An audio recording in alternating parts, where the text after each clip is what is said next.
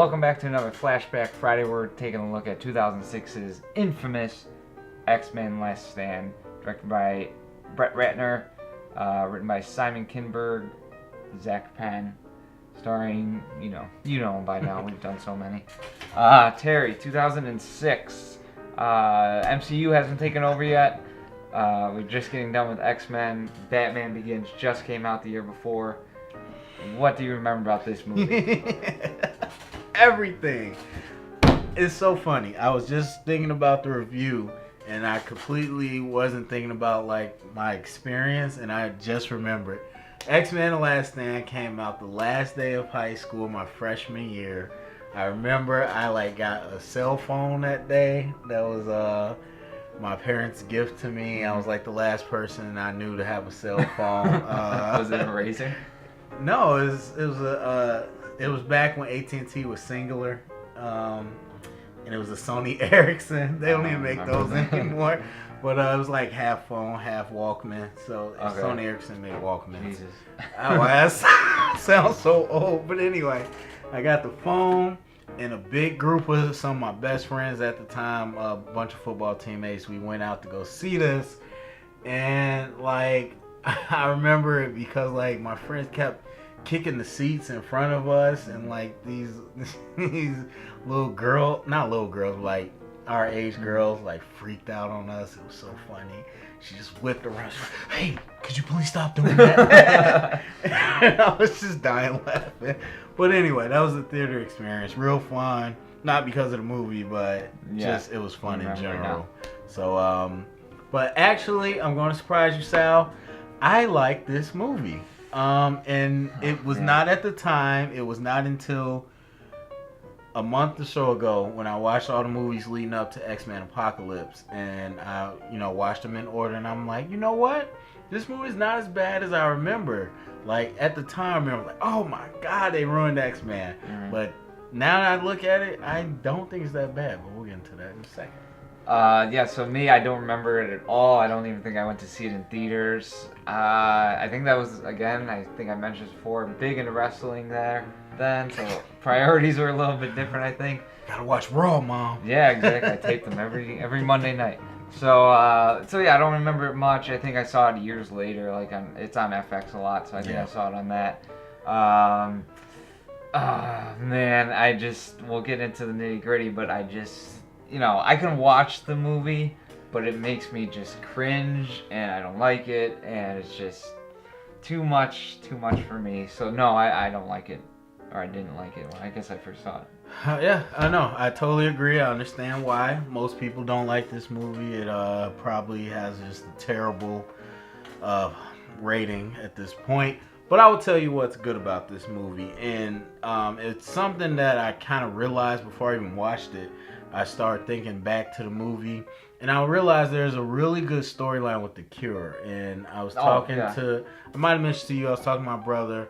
I was like, wait, in theory, this really should have worked. You're talking about the story is basically there's a mutant who drains other mutants' powers. It's kind of like Rogue, but he doesn't steal it.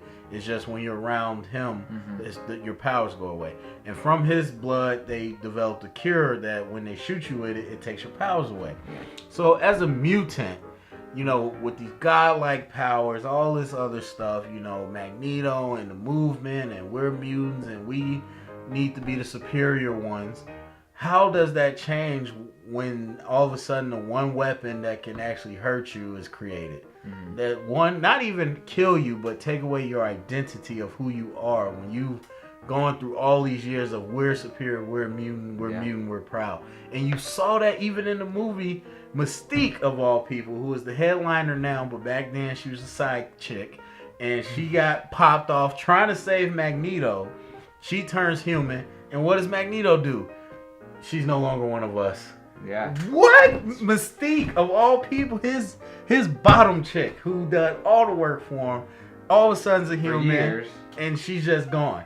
And so I thought it was a compelling story there. Where the movie fell off, besides some of the CGI, I think forcing the Dark Phoenix story into a movie that already had a great story really messed it up. Because A, people want the Phoenix story to be done right, and B, it also took away from the Cure story. So that's my 2 cents. Yeah, there are definitely, like, I thought that too, where the Cure is a good theme for, especially for this X-Men movie, but I thought that if this would have worked, it should have been a 4 trilogy movie. I know it's not a trilogy, but if, you know, they, from the beginning, they were hinting at the Dark Phoenix storyline. So I think that takes precedent over the Cure storyline. So, yeah, I definitely think that's where they kind of went wrong in terms of too much in one movie. But specifically, killing Scott Summers. Yeah. Too much. Killing Professor Xavier. X, right. Too much. And, you know. The Juggernaut sucked. Also, do not discount.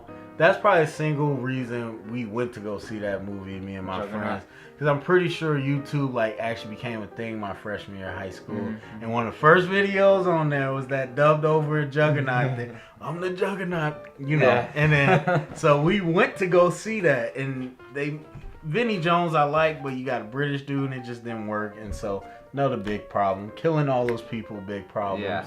And they didn't stay killed, so that was another big problem.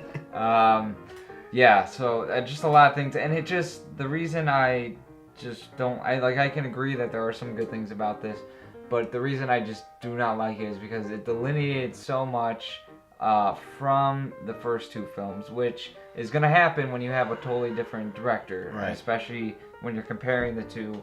You know, Singer did amazing work with those first 2 movies, and this third one is just taken over by someone totally different, and definitely not the caliber that Singer had in terms of comic book movie world.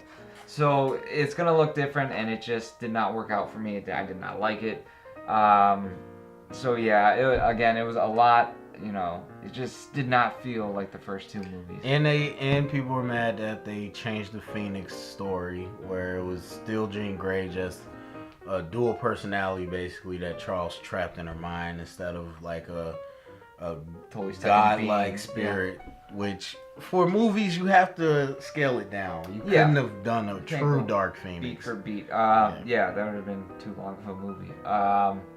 What else was I going to say? In terms of Jean Grey though, she looked intense, if you remember. I thought that was a great, cool thing they put in there. Other good things, not much. But the only thing is, it felt like a comic book movie where the other 2 did not at all. They felt like we just had the canon chat on and grittiness versus kind of phantasmism, whatever that word is.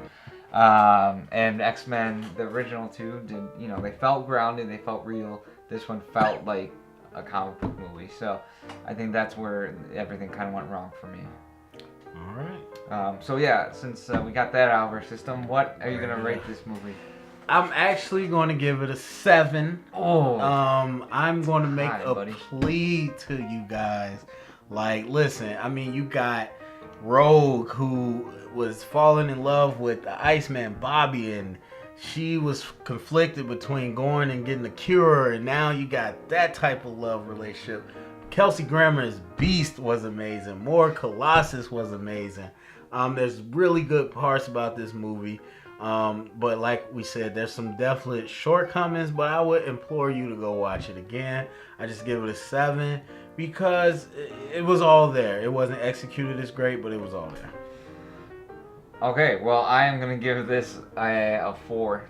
4. I was going to give it a 5, but I don't think I can do that, man. It's just too much for me. I don't enjoy watching it, so it's gonna get a 4 in my book. The only thing I gave Daredevil a 4, maybe I did. I think I gave it a 3 or 4. And I like Daredevil more, so if I got it wrong, switch them. Okay. So that's our canon flashback for this week. Don't forget to tune in for our weekly shows, and definitely next week for our next flashback. Thank you very much.